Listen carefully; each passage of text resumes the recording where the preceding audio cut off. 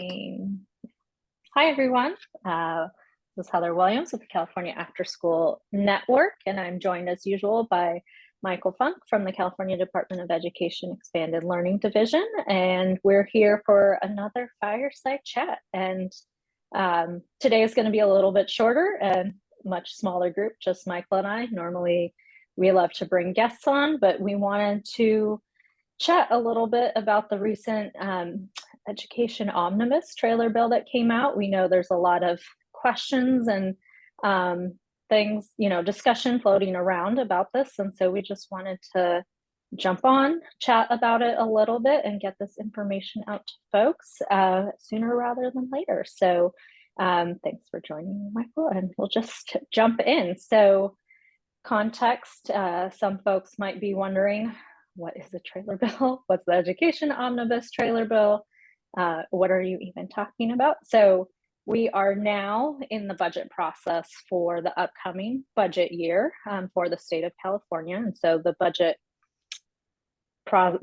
starts July 1, but that means that the budget process, preparing the budget and all the things that go along with the budget, that process really kicks off starting in January. So back mid-January, the governor released his initial proposed budget, which was great news for us, proposed maintaining ELOP and ACES in 21st century, all at their current rates, despite a tough budget year. We did fireside chats, talked about that, so we can share resources on that.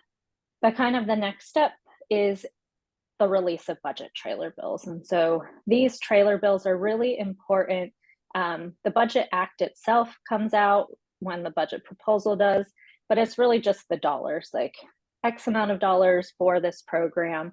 The trailer bills get into the weeds of how the budget is actually implemented. So if a Budget Act requires changes to education code or other code, that's really what's outlined in these bills. And so at the beginning of February, the Education Omnibus, which is like the big trailer bill for all things K-12 education related, that was released. I have it in front of me. It's 135 pages. Great read if you're tired before you go to bed. That'll help you sleep well. But it is an important document to look through. It does have some impacts on expanded learning. So we're going to chat just a little bit about that. I will say it is 135 pages. It's written as trailer bills are in a very technical, legal way. So it's a lot to sift through.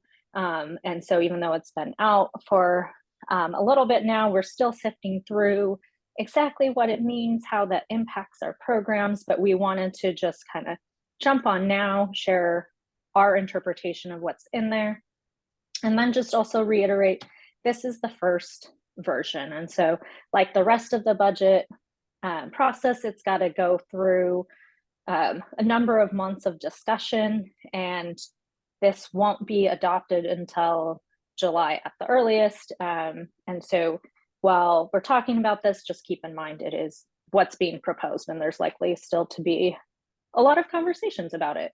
It doesn't mean this will go away, but some version of this will likely pass, but there is an opportunity to engage in conversation around that. So all that framing, and now I can just jump into the big piece that is, there's a lot of small things in here. Like I said, 135 pages, there's a lot in there, but this big piece that's really being talked about is attendance recovery. And so this outlines what attendance recovery means, and really the governor and the legislature are recognizing a lot of our LEAs, a lot of our school districts have been struggling with attendance, especially since COVID. They're experiencing chronic absenteeism, and because funding for school districts is based off of attendance, that means the chronic absenteeism, in addition to impacting student learning, also impacts our district funding. And so there's been a lot of conversations of how do we recover this attendance? How do we, tackle the students' learning, making sure that they're making up that learning time, and then also getting that attendance so that we can kind of ensure stable funding for our school district and continue to provide services. So that's where this piece is really originating from, is how do we support districts in this? And so the trailer bill outlines a potential attendance recovery program. And as you can imagine, school time or after school, before school, summer intersession programs are a great partner for this, because attendance recovery has to happen outside of the day in which students are attending, right? You can't double count attendance for a day students are in school. So if they're going to make up attendance, when would it happen? It would happen at a school time. So this bill outlines what that looks like. And just a couple really important things.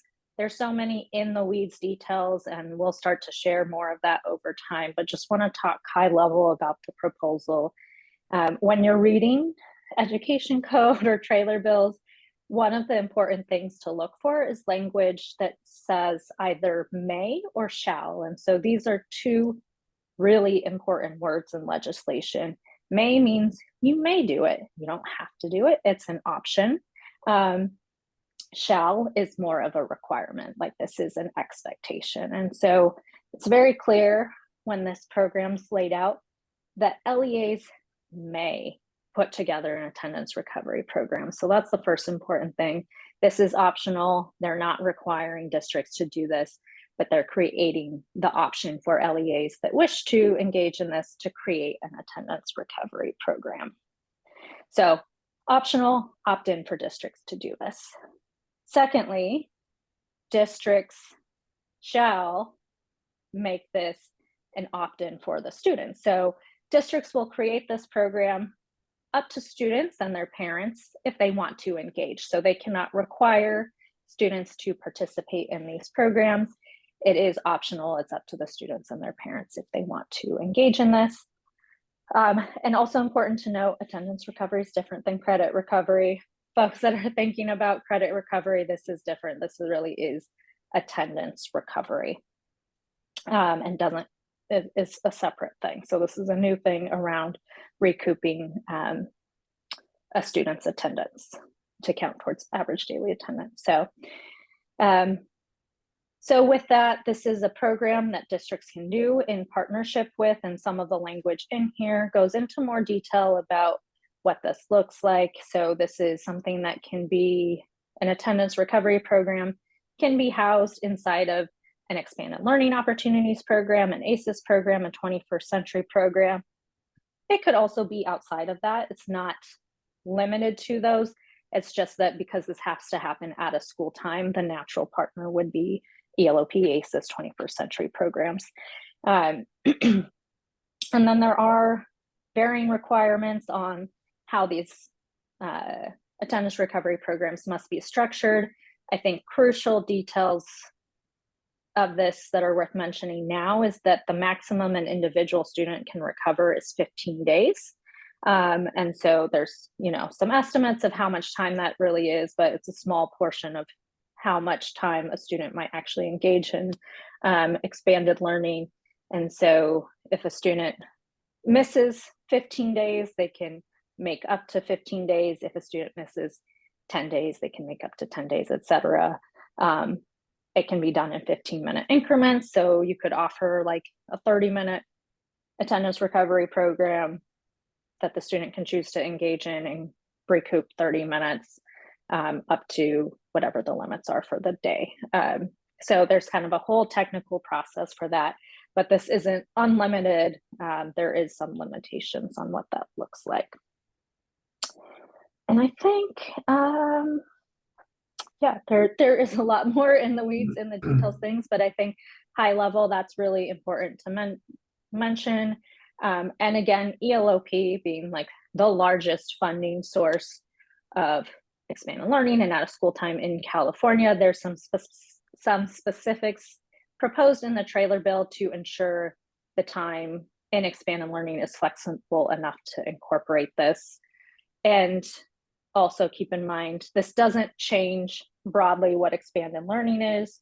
Our programs are, still must have enrichment elements and academic elements. And so this could be part of your academic element component of your program. So with that, Michael, I know there's a lot of chatter about this. What does this mean? How does this really impact our programs? And so just want to turn it over to you for some initial thoughts on like, what does this actually look like if this were to be adopted as is? What does this look like for our programs? And if I missed anything that you want to add on as well. Well, we don't know if we missed anything at this stage of the game, so I think you did pretty good, Heather. So it was clear and in plain English.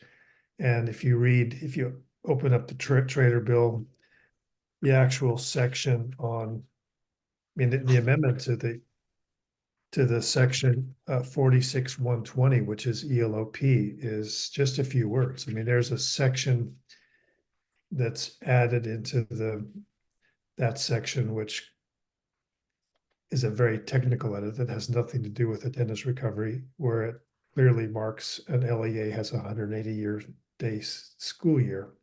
Charter's 175 has nothing to do with attendance recovery. Several pages later in that section, there's just a few words added to Ed Code that says attendance recovery per section, very similar number, 46-210, which starts on page 50 of the trailer bill.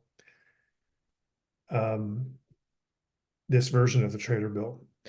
So you've got the details right. It's not a long section. It might take you, just because it's more technical, it took me about 20 minutes to get through it. But if you also take time to look up where other education code is referenced, that is important to do, because that's how you find out this also applies to ACES, 21st Century Elementary, Middle, and Assets programs, and ELOP. So of course, I've been talking to folks. I understand that there are many in the after-school expanded learning universe who are very concerned about this, who see this as, okay, this is just going to turn into an extended school day. There's an erosion of everything we've been fighting for 30 years. And I understand, and I just want to be clear. If that's where you're at today, we are not trying to minimize where you're at. I think it's a really important time for us to be alert, for us to be studious, for us to be curious and do our research. Because what I've learned in this job especially with the implementation of ELOP, is things that we thought Ed Code said meant this. As we dug deep and started talking to the authors and started to talk, oh, that's what that means. Okay, now that makes sense. So there's a lot of that yet to go. But I'm also encouraging us, while there's work to do, I don't think it's a time to think like this is an existential moment for expanded learning. I think the opposite. I don't think it's time to panic. And you've heard me say that before. I was at a school campus yesterday, a couple of different school campuses at a large nearby district that several people travel to because it's an example of ELOP ACES operating as one comprehensive program. They've done massive expansion. Kids are getting opportunities to do things. I was in conversation with an assistant superintendent at that district, and one of the first things she brought up is the great news about this attendance recovery. Heather mentioned it, but we have to be clear. Attendance recovery and learning loss as a result of less attendance and revenue loss because of less average daily attendance is one of the most significant challenges facing school districts. And I'm not surprised that there was a solution that came forth to offer attendance recovery. It's really critical for the well-being of our whole educational system. So I don't think it's would serve us well to flatly say, fine, you can do that, but you can't do it in our programs. because our programs probably make the most sense of where to do that. And by the way, the same educational official I talked to yesterday talked more about the amazing enrichment, the theater, the arts, the STEM, the cooking, the dance. She couldn't stop talking about that when she was talking about how proud she was of the program. And so it wasn't that attendance recovery was going to replace those things. She was so passionate about how it's those things that they're now able to provide to students where they couldn't provide. They had ACES funding before, but they just couldn't provide it at enough places, at enough campuses for enough kids. So all of the parts of Ed Code that still call for community partnerships, call for this to be an enrichment, not a replication of the school day. All those things are still there. And are and I can vouch that people in the governor's office and people in the legislature see those aspects of this program as the most precious things to fight for. And we can also allow a module of attendance recovery that is part of the program. We've seen that before. You mentioned credit recovery. There was a time when assets programs started to talk about maybe we should allow credit recovery within assets programs, and the same concern emerged. Well, that's just going to turn us into school, but that didn't happen. It turned into become one of the reasons why districts embrace the asset program so clearly.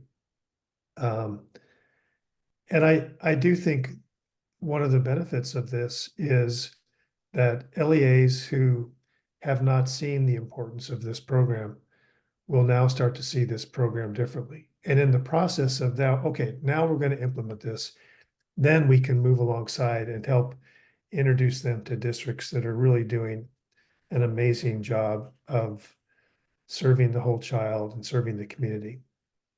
By the way, some have been concerned, well, now you've got credentialed teachers coming in. The same school official I talked to yesterday, when talking to the group of electeds and policymakers that were in this site visit, she specifically said, by the way, the ELOP money is not only supporting our students and families, it's supporting our community.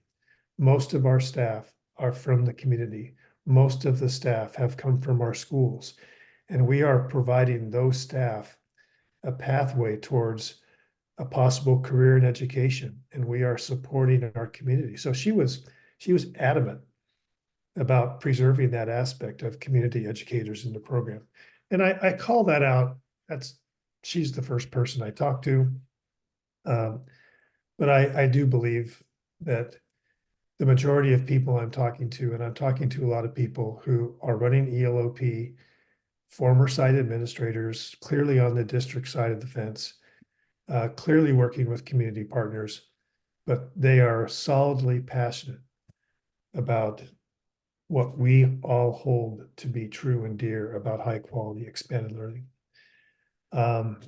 We saw it during COVID. We saw it during the Summer Matters campaign, many years ago.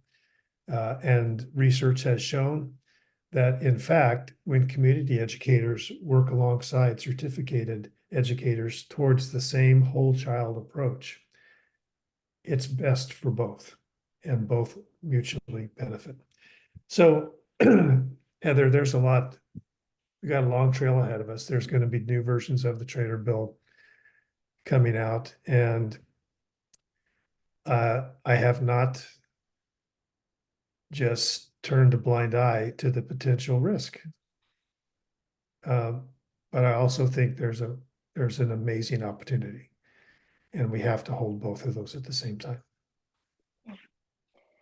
Yeah, thank you, Michael. And one of the things I forgot to mention that I think is important, and so definitely something we want to advocate for within this proposal, is that there's an expectation that CDE provides guidance on this too. So the trailer bill would outline some of it, but this guidance that would CDE would be expected to put out is an opportunity to really elevate, like, what would this look like? What are some promising, well, there might not be promising practices yet, but what are some models that would, what are learnings we've taken from credit recovery that we can build into this? What are some proposed models, ways that folks can structure this in such a way that it is a true partnership between the school day and the out of school day folks to truly support our students, right? At the end of the day, this is about how we can support our students. And so how do we do this in partnership that is actually of benefit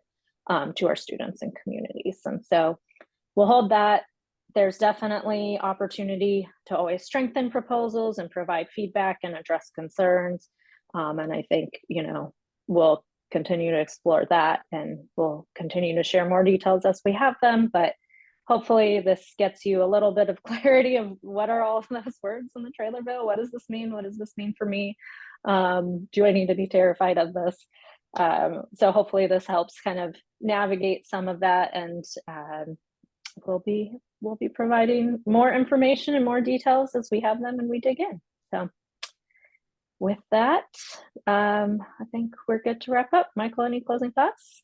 No, we'll be back on to see you soon. We've got several people who've said they want to come on the chat and talk about their version of ELOP, and we'll also be bringing on people to discuss credit recovery in real time. We just felt it was important to, as this was getting more traction, Heather, it's probably worth mentioning that some of the information that's come back to us has not been accurate. I know we were just about to wrap up. One more thing. The section of Ed Code that defines ELOP, 46-120.